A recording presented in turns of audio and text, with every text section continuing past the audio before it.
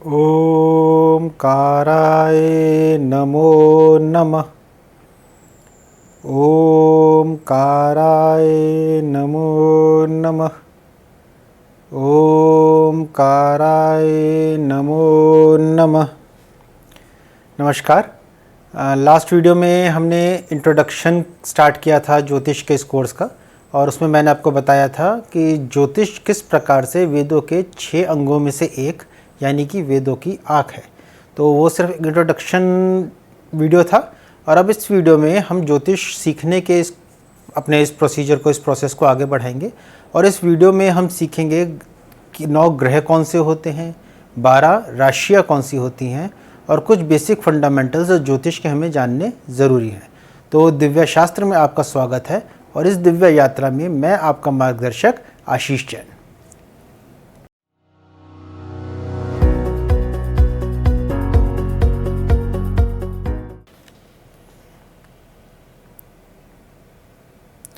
देखिए, ज्योतिष को फर्दर 3 भागों में या 3 ब्रांचेस में डिवाइड किया गया है। पहला गणित, दूसरा होरा, और तीसरा संहिता।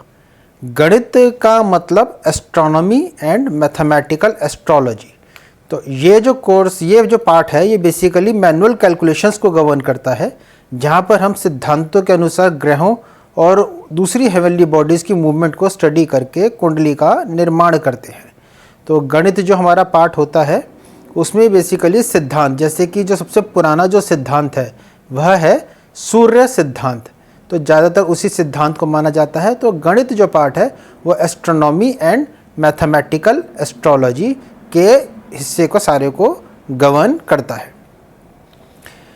नॉर्मली प्राचीन समय में 18 सिद्धांतों का वर्णन है, जिसमें सबसे पुराना, जैसे मैंने बताया, सूर्य सिद्धांत है। लेकिन वराहमिहिर ने इनमें से सिर्फ 5 को ही अपने शास्त्र पंच सिद्धांतिका में कंसीडर किया है। होरा जो पार्ट है, जो हमारा जो होरा पार्ट है, ये बेसिकली डील करता है अपनी प्रिडिक्टिव एस्ट्रोलॉजी को, जिसमें कि हम सब इंटरेस्टेड हैं, और इसी पार्ट को ही प्रिडिक्टिव एस्ट्रोलॉजी कहा जाता है। होरा शब्द जो है वह संस्कृत के शब्द अहो रात्र, अहोरात्र के पहले और आखिरी शब्द को काट के उसमें से एक्सट्रैक्ट किया गया है, हो रा।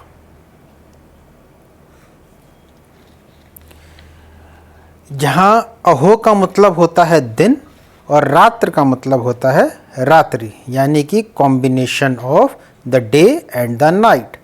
और तीसरा पार्ट जो संहिता है, यह बेसिकली अपना मैदिनी ज्योतिष या मुंडेन एस्ट्रोलॉजी को डिनोट करता है। और इसी में ही फर्दर जो हमारे अलग अलग पार्ट्स हैं, वास्तु है, मुहूर्ता है, वो संहिता के अंदर ही आ जाते हैं, उसी के अंदर ही कंसिडर होते हैं। मुंडेन एस्ट्रोलॉजी या मैदिनी ज्योतिष है, जिसमें कि हम भूकंप, महामारी, पॉलिटिकल इकोनॉमिकल डेवलपमेंट्स, किसी कंट्री का भविष्य, जो एक मासिस को जो इफेक्ट करती है एस्ट्रोलॉजी, उन सबको स्टडी किया जाता है।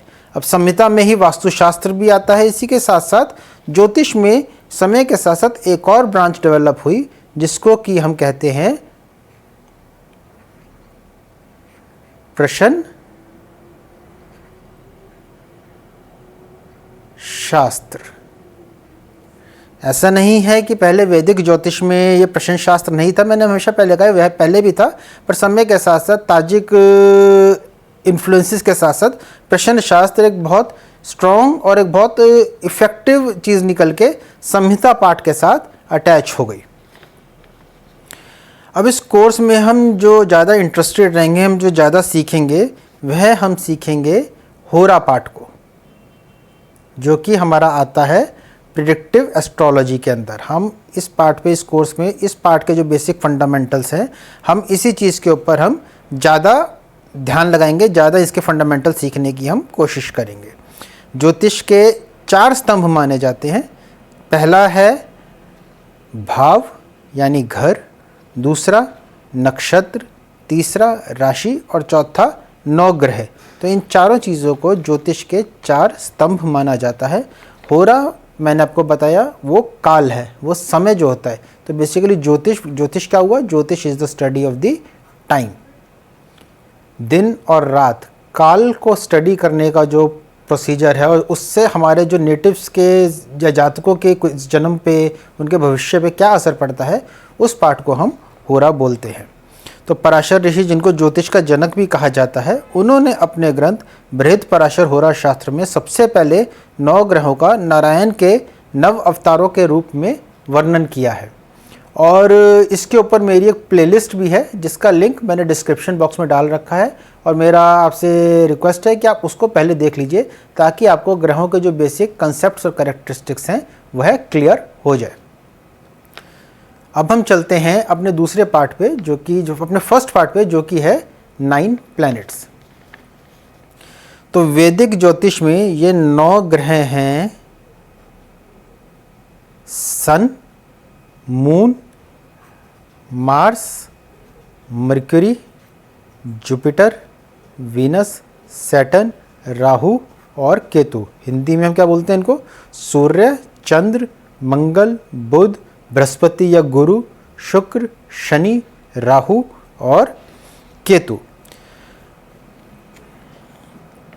शुरुआत में इनको याद रखने का, क्योंकि एक्चुअल में ये आपको सब चीज़ें याद रखनी पड़ेंगी और अब इनको नोट करके इन सब चीज़ों को आपको कंठस्थ करना पड़ेगा, मेमोराइज़ करना पड़ेगा। और शुरुआत में इन ग्रहों को याद करने का सबसे अच्छा तरीका है सप्ताह के 7 दिन, कि रविवार, सोमवार, मंगलवार, बुधवार, गुरुवार, शुक्रवार, शनिवार। तो 7 दिन से 7 ग्रह हो गए, और इसके अलावा राहु और केतु। तो राहु और केतु क्या हैं? राहु और केतु मैंने आपको पहले भी एक्सप्लेन किया अपने प्रीवियस वीडियोस में कि यह एक छाया ग्रह है। एक्चुअल में इनका कोई फिजिकल एग्जिस्टेंस नहीं है, यह शेडो प्लैनेट्स हैं जिनका ज्योतिष शास्त्र में बहुत प्राइम इम्पॉर्टेंट रोल हमारे ऋषियों ने डिनोट किया है, इनको बताया है और इनको ग्रहों की उपाधि दी गई है। जब चंद्रमा साउथ से नॉर्थ की तरफ अपनी जर्नी में सन के अपरेंट पाथ है एक्लिप्टिक को कट करता है तो वह राहु है, और जब नॉर्थ से साउथ जाते हुए वह उसे कट करता है तो वह केतु है। वैदिक ज्योतिष में इन 2 पॉइंट्स को ही ग्रहों की उपाधि दी गई है व इन्हें बहुत इंपॉर्टेंट माना गया है।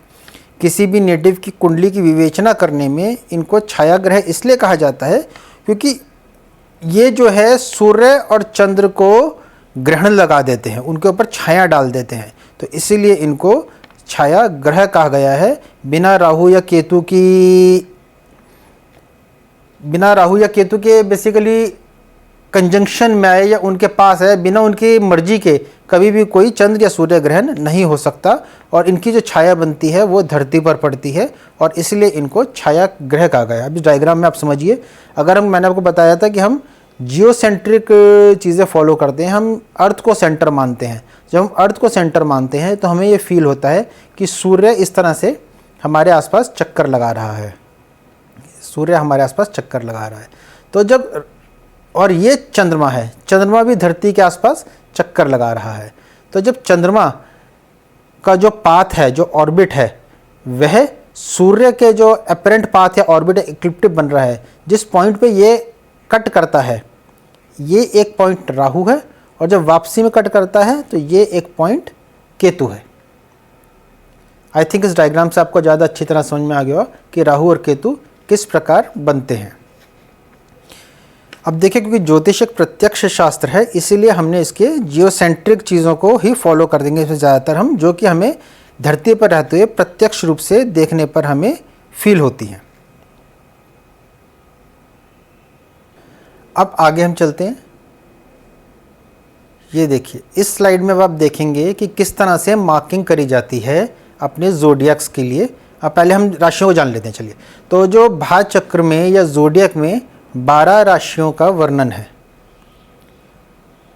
12 राशियों का वर्णन है। Aries, Taurus, Gemini, Cancer, Leo, Virgo, Libra, Scorpio, Sagittarius, Capricorn, Aquarius और पाइसेस। हिंदी में इनके नाम मैंने यहाँ मेंशन किए हुए हैं।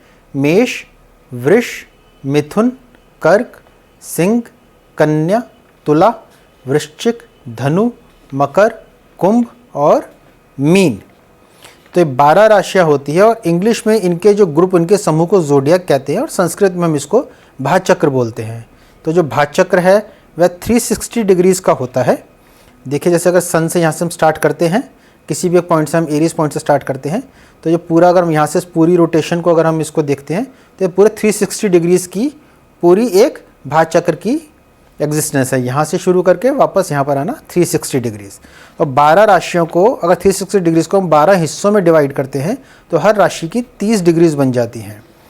तो राशियाँ जो हैं इस तरह से कि 0 to 30 degrees Aries, 30 to 60 taurus, 60 to 90 Gemini, 90 to 120 cancer. इस प्रकार से सारी जो 22 तक 30 डिग्रीज़ के डिवीज़न में ये राशियाँ चलती रहती हैं। और हमने अपने पूरे भाचक्र को इस तरह 30 डिग्रीज़ के, इसे हम 0 पॉइंट एरीज़ मानते हैं।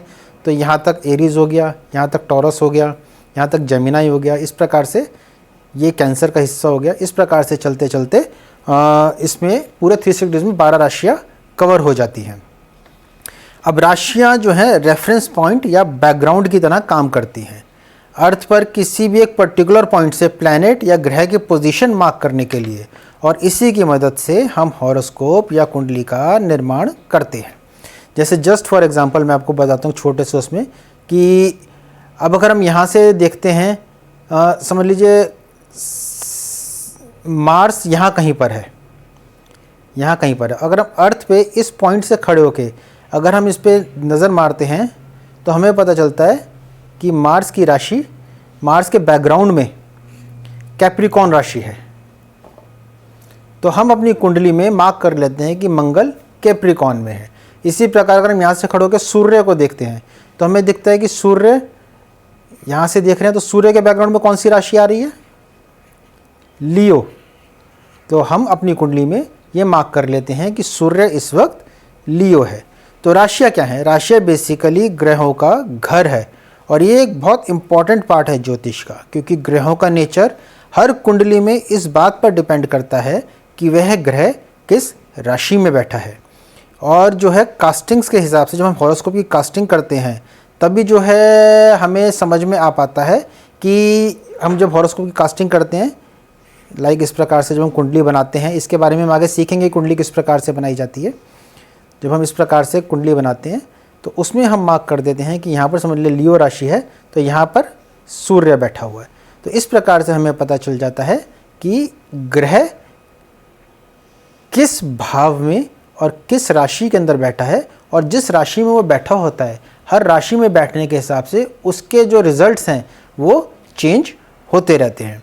अब जो कुंडली बनती किस तरह से है या पॉइंट्स किस तरह से मार्क किए जाते हैं, यह सब जो है एस्ट्रोनॉमी का और मैथमेटिकल एस्ट्रोलॉजी का एक पार्ट है और वो अभी इस वाले कोर्स के स्कोप से बाहर है। उसको कभी फर्दर फ्यूचर में आगे कभी अगर रिस्पांस मिला और क्वेरीज आई तो उसके लिए कोर्स अलग से बनाए जाएंगे। अदरवाइज़ मेरा उसमें एक 1-to-1 का कोर्स चलता है जिसमें कि हम सारा मैथमेटिकल एस्ट्रोलॉजी का पूरा कैलकुलेशंस और उसको किस तरह से मैनुअली कुंडली को बनाया जाता है उसको सीखते हैं। तो अब 12 राशियाँ हमें पता चल गई हैं। तो आगे अब हम ये जानेंगे कि हर राशि का एक स्वामी होता है जो उस राशि को गवर्न करता है। यह स्वामी 7 ग्रह में से कोई ना कोई एक होता है। तो देखिए अब इस वाले वीडियो में हमने सीखा प्लैनेट्स और राशियों के बारे में कि किस प्रकार से राहु केतु किस तरह से मार्क किए जाते हैं, वैदिक ज्योतिष के 3 पार्ट्स कौन कौन से हैं, प्लैनेट्स कौन कौन से होते हैं और 12 राशियाँ कौन कौन सी हैं, किस प्रकार से राशियाँ ग्रहों को एक रेफरेंस पॉइंट को मार्क करने के लिए एज अ बैकग्राउंड यूज़ होती हैं। तो राशियाँ जैसे मैंने आपको बताया ग्रहों का घर है। अब किस घर में हम खुश बैठे हैं, शत्रु के घर में होंगे। आप अपने को फिजिकली लीजिए, हम अगर शत्रु के घर में बैठे होंगे तो हम अनकंफर्ट होंगे, हम अपने प्रॉपर अच्छे जो हमारे अंदर की जो क्वालिटीज़ हैं उसको नहीं दिखा पाएंगे।